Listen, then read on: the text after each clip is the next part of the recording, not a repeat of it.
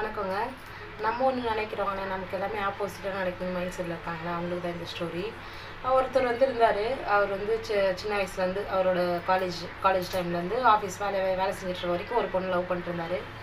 அந்த லவ் வந்து ஆனால் அவங்க அப்பா அம்மா வந்து ஒத்துக்காமல், இல்லை நீ நாங்கள் சொல்கிற பொண்ணு தான் கல்யாணம் பண்ணின்னு சொல்லிட்டு பிளாக்மெயில் பண்ணி ஒத்துக்க வச்சு ஒத்துக்க வச்சு அவங்க அப்பா அம்மா வந்து ஒரு பொண்ணு பார்த்து கல்யாணம் பண்ணி வச்சுட்டாங்க. ஆனால் அவருக்கு வந்து அந்த பழைய லவ்லேயே வந்து அந்த ரொம்ப அந்த நினச்சி கஷ்டப்பட்டே இருந்தார்.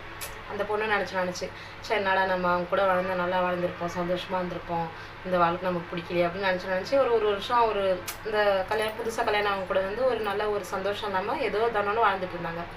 அதுக்கப்புறம் வந்து இதுமாதிரி நம்ம பண்ணக்கூடாது, நம்ம பண்ணது தப்பு, இந்த பொண்ணுக்காக நம்ம வாழணும், நம்ம ஆசைப்பட்டதான் நம்மளால் முடியாமல் போயிடுச்சு, ஆனால் நம்ம ஒரு பொண்ணுக்கு தாலி கட்டிட்டோம், இந்த பொண்ணுக்காக நம்ம சந்தோஷமாக வாழணும்னு சொல்லிட்டு எல்லாத்தையும் மாற்றி ஒன்று மணி சந்தோஷமாக 2 பேர் இருக்க ஆரம்பித்தாங்க, நல்லபடியாக வாழ்ந்தாங்க.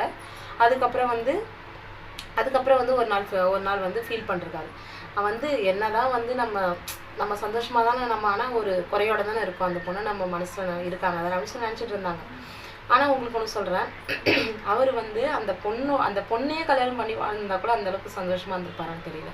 ஆனால் அவங்க அப்பா அம்மா வந்து பார்த்து வச்சு கல்யாணம் பண்ணி வச்சுட்டாங்க, அவங்களுக்காக இந்த வாழ்க்கையை ஏற்றுக்கிட்டாங்க. இருந்தாலும் இது கடவுள் வந்து உங்களுக்காக நிர்ணயிக்கப்பட்ட வாழ்க்கை, நல்லபடியாக தான் வாழ்கிறாரு, எந்த ஒரு பிரச்சனையும் இல்லாமல். ஸோ உங்களுக்காக வந்து இதுதான் நடக்கணும் இருந்தால் இதுதான் நடக்கும். அதை வந்து ஏற்றுக்கிட்டு அதுக்கு தகுந்த நீங்கள் வந்து மாற்றிக்கங்க. என்னோடய சேனலை சப்ஸ்கிரைப் பண்ணிக்கோங்க.